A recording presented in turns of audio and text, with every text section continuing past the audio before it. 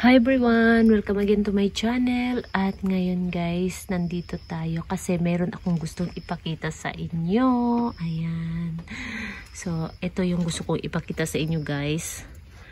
Ayan. Ito yung raindrops ko.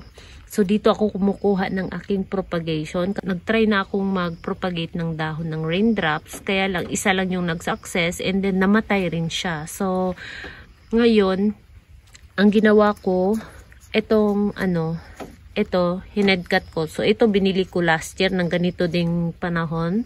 Mga September din. So, ayan. Hinedcut ko. Ito yung pinaka-mother plant na binili ko. Tapos, hinedcut ko siya. Tapos, nagkaroon siya ng una, 3 babies. So, yung 3 babies, tinanggal ko na dito. Yun yung pinakita ko sa inyo nung nakaraan sa video ko na para siyang nag-cluster. Tinanim ko siya sa isang pot. Ayan. Pinagsama-sama ko sila. So, ito na yung bago. Ayan. Bago na naman yung baby. Nagkaroon ulit siya ng bagong baby dito. Tapos, meron dito sa ilalim na 2 din. Ayan. Hindi kita ng kanyang, Ayan, oh. Maliit na pimples doon sa dulo. 2. Tapos, meron din dito. Ayan. Tapos, sana matuloy itong isa. Ito namang isa na to guys, ay na, siya, naluto nung summer sa sobrang init. So, sana bago mag-dry itong stem niya, sana ito, lumaki siya. Ayan. Para makuha pa natin siya, diba? So, itong bilog-bilog na to guys, ito, yung maliit. Ano yan guys? Pesticide. So, naglagay ako ng pesticide para hindi siya gapangan ng, snail or mga mites or kung ano-ano pa. So, pesticide yan. Mealybugs, mga ganun. So, pesticide yan. So, lahat dito, halos meron ng nilagay na pesticide. Nilagyan ko. Katulad dito, ayan oh. Ayan sa ilalim. So, sana matuloy yung mga babies na maliit, diba? Para mas marami tayong maipropagate. Tapos, meron ako ditong black rose. Ayan. Ito siya, nagka-stem rot siya. Kaya tinanggal ko na lang totally. Ayan, oh. Ayan. Tinapon ko na yung roots niya. Tapos meron siyang babies. At tinabi ko na yung babies. Baka mahawaan. So, buti na lang at hindi siya natuluyan. Nagkaroon na siya ng bagong roots. Ayan. So, kailangan ko na siyang itanim uli. Ayan. Si black rose. Maganda pa naman yan guys. Nagiging black. Tapos, ito nga pala yung ko dito. Ayan, si princess dress. Namatay na yung mother plant nito. So, ito ay dahon na lang na natira doon sa mother plant. At ginawa kong propagation. So, ayan, buti na lang at mayroon tayong naipropagate. Nag-iwan siya ng babies. Ayan. So, marami siyang iniwan na babies. Ito, isang dahon lang yan, guys. So, naglabas siya ng 3, 4 or 5. Ang dami niyang nilabas, oh, sa isang dahon, oh. Ayan, maliit pa yung iba. So, isang dahon lang to. Isang dahon din yan. Ayan, ang dami niyang nilabas, guys. Ayan, diba? So, meron pa. Saan pa yung, 3 to siya, eh. Ay, andito sa likod pala. Ayan, ayan. Si princess dress. So, marami na ako ulit na princess dress. Bumili lang ako ng isa. So, ngayon na, nadagdagan ako ng napakarami tuloy. Ayan. Tapos, ito siya ay variegated na bashful. Ayan. Hindi halatang variegated. Ayan. Bashful to siya. Naglegi siya kasi nandun siya sa dulo ko nilalagay. Meron kasi siyang variegate. Baka maluto siya sa sobrang init. Kaya nasa likodan siya. Yan. So, tingnan natin. Lang kasi yan. Bigay lang kasi yan sa akin guys. Kaya ganyan. Maliit. Sobrang liit. Tapos ito. Ayan. Hinedcut ko na siya. Nagkaroon na siya ng maliit na babies. Ayan. So, yung mga tinanggal ko dito, hindi ko pa rin naitanim. Ayan. Si Sedum lucidum ubisum. Ayan. Maganda to siya guys. Pumupula siya. So, hindi ko alam kung pupula siya ngayong taon kasi nilagyan ko yan ng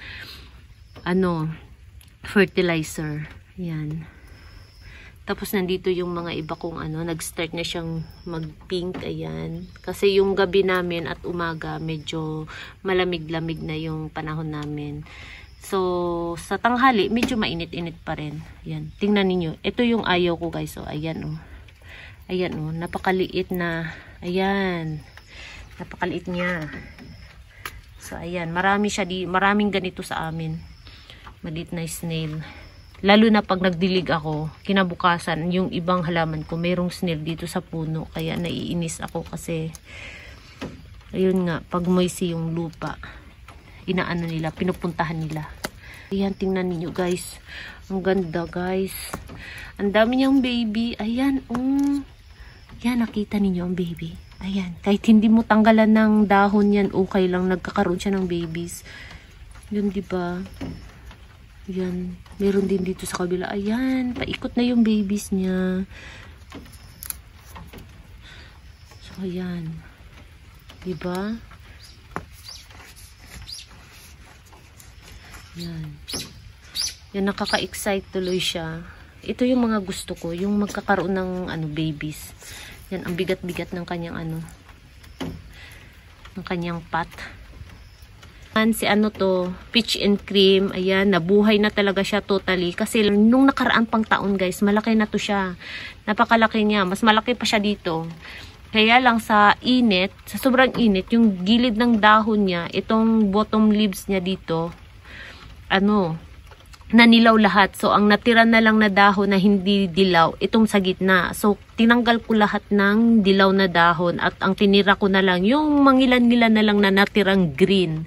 So, ito na siya ngayon. Ayan, after 1 year, ganito na siya. Medyo lumaki na siya konti. Ayan.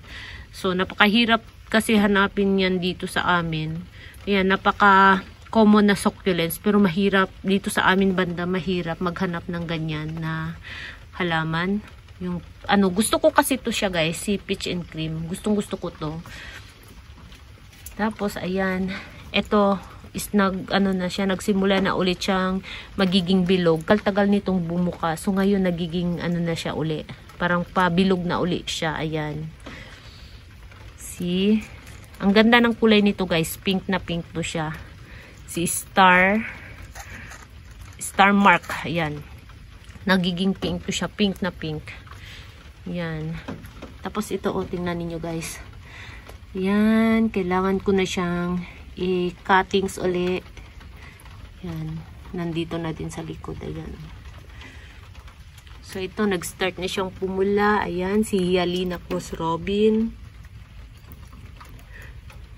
Andito yung kapatid niya. Ito yung dati na sobrang pula na hindi man lang lumaki. Ngayon, ayan na.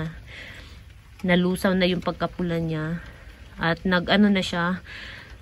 Palaki na siya ng palaki. Napakabagal niyang lumaki guys. So, 4 to siya. Saan na ba yung iba? Andito. Green na green. Hindi pa siya kumukulay. Ayan oh. Yan. Dito sa baba, medyo makulay siya. Ayan. Pero yung ibabaw niya na dahon, hindi pa. Ayan.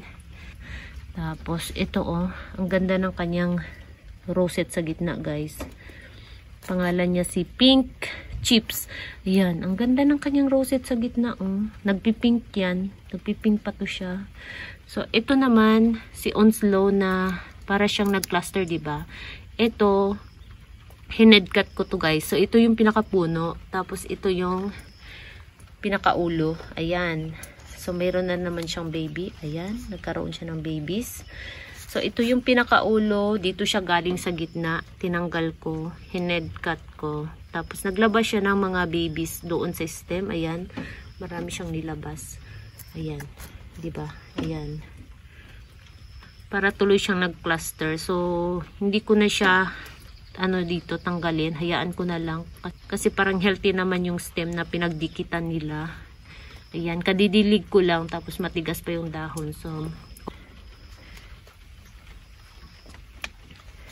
at ito naman si Red Velvet. Ayan guys, nag-umpisa na siyang magiging pink. Ayan, nag-start na siyang kumulay. So, pumapangit siya kapag tag-init, mapangit yan guys. So ngayon, nag-start na naman siyang lumiit ng lumiit, oh. Ayan, yung gitnang rosette niya, nag-start na namang pa ganun, pa-close.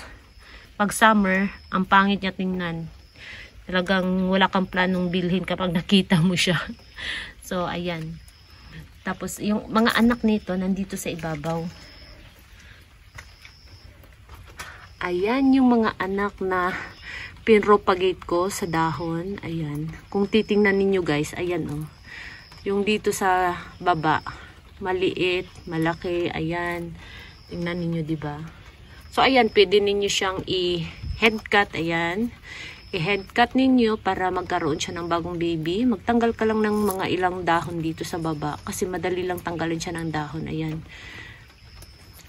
Madali lang siya. Tapos yung dahon na matanggal, pwede ninyong i-propagate. Tapos pag mayroon na siyang space na pwede ninyong lagyan ng yung parang ano, pang pamingwit na lubid. Iikot ninyo dyan, tapos hilain nyo lang, ayan, matputol na siya. So, mas maganda, ganun ang gamitin ninyong ipang head cut sa ganito, lalo na sa ganitong halaman kaysa gunting. Ayan. So, hindi ko na siya niripat, kasi gusto kong makita na sabay-sabay silang kumulay, ayan. Tapos, ito, si Blue Haze, ayan, leaf propagation ko din. Ayan. Tapos, meron tayo dito, si variegated Minibel.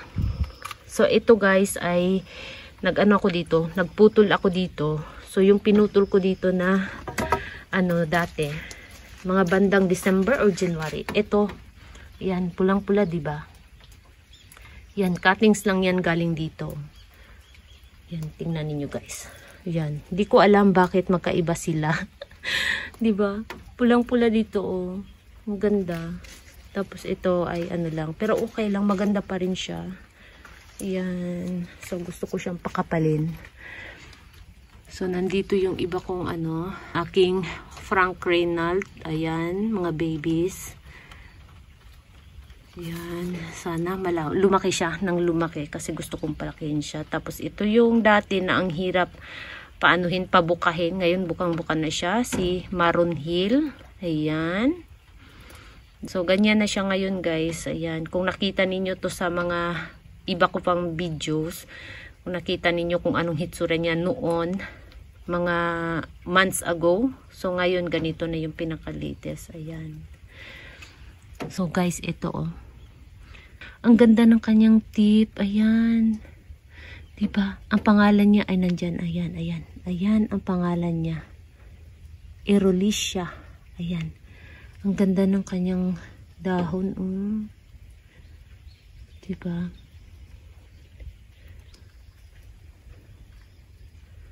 So, yun lang guys, ang latest dito. Ayan. So, maraming salamat. At huwag kalimutang mag-subscribe at mag-like na rin. At i-click nyo na din ang bell button para ma-update kayo pag nag-upload ako ng bagong video. Ayan. Thank you so much for watching guys. See you on my next video. Bye-bye. Ito nga pala, ang dami na niyang baby. Si Sapute. Ayan oh. Ang dami niyang baby. Ang ganda pa ng kulay.